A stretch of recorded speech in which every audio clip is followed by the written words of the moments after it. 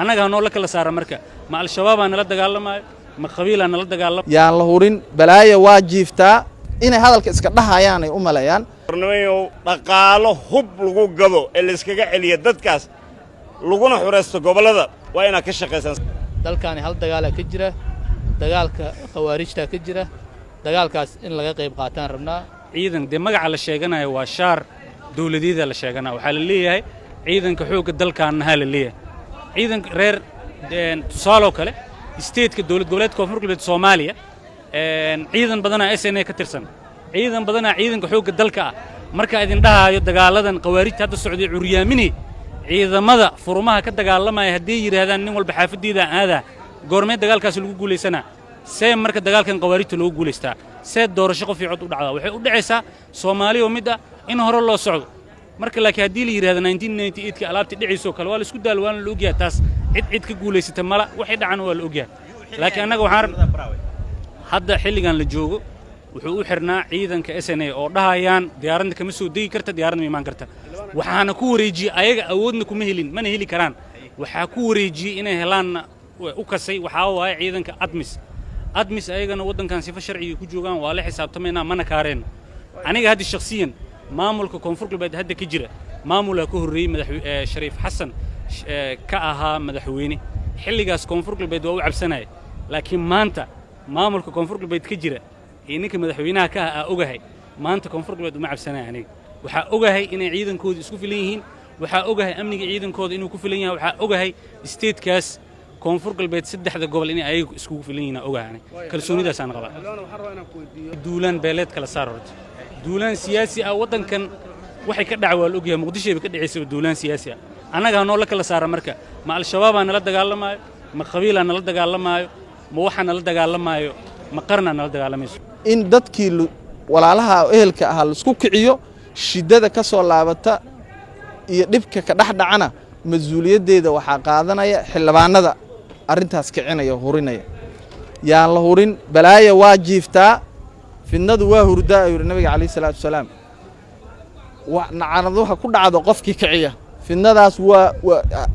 inay hadalka iska dhahayaan ay u maleeyaan laakiin finday abuure shiday abuure dadkaasay dhibaato u keenay dhexdooda hadalka iska dhahayaan sida u fududeysanayaan uma fududo waa ka culus yahay dadkaas yaan la isku dirin yaan qoryal la isku dhiibin waxaas waa ka soo kabanaynay dawladnimadan u taagneen ayadaan xoojinaynay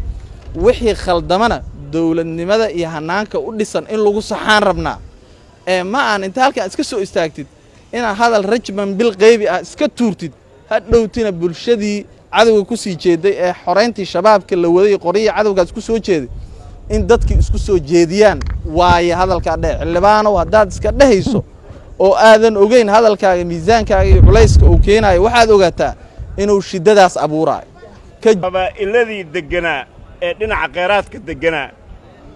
ee reer xamarka ahaa ama gibilcadka ahaa ayaa waxaa la sameeyey in dhulalkooda la qabsaday ayaa waxaa lagu haystaa xoog waxaan aad iyo aad u cambaaraynaynaa beesha caalamka oo ku bixinaysa dhaqaalo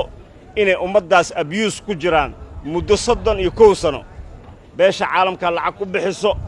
ayadaa in la xasuuqo ummaddaas raali ka ah laakiin waxaan leeyahay dhammaan dadka ka soo jeeda gobolladaas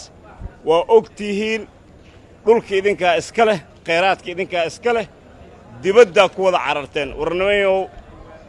dhaqaalo hub lagu gado ee la iskaga celiya dadkaas laguna xureysto gobolada waa inaad ka shaqeysaan sababtoo ah maanta afgooyo xur ma aha marka xur ma aha jilib marka xur ma aha baraawo xur ma aha waxaa la abuse gareena la haystaa adduunka kama dhicin caalamka meel laga haysta shacab la haystayaal ah oo aanan xukuumaddana waxba aanan ka heli karin shacab la haystayaal ah ma tusi kartaan caalamka meel lagu haysto waxa waa Soomaaliya waa bis gobolkiina laga qaatay xuquuqdiina laga qaatay dadnimadeenna halis ugu jirnaa annaga gurigeena ku gambaneen adduunyada waxaan u sheegaynaa beesha caalamka mar labaad iyo mar saddexaad inaad dhaqaale ku bixisaan ummad la haystayaal ah idinku tahay sharaf xumo idinku tahay dembi ummadda Soomaaliyeedna hadday jiraan dad culumaadiin ah waa inay arrinkan waa u jeeddaan war ilaa iyo 30 sano ilaa maanta shacab ma haysan kartaa marna shaati dawlad ma u gashan kartaa maanta in la dhaho gobolladaas ay ciddee doonad sheegato dembiya idinku tahay waddankan weli ma soo dhabo waa waddan loogu talagalay in dadkii khayraadkaas degganaa si xooga lagu haysto baraawe cidda iska leh iyo historyga dalkan waa la wada ogyahay dadka deggan deegaanka 1300 oo sano maba jirinba dadka hadda isku dagaalaya baraawe 1300 sano may jireen masaajidyada maanta ka dhisan gobolka banaadir bax jaamacadda taga 1300 sano dhisan iikan masaajid ka dhisan laakiin waxa waa la is abuse gareena wax dadkaas walaalaha ah wada jirkooda iyo midnimadooda ka shaqeeya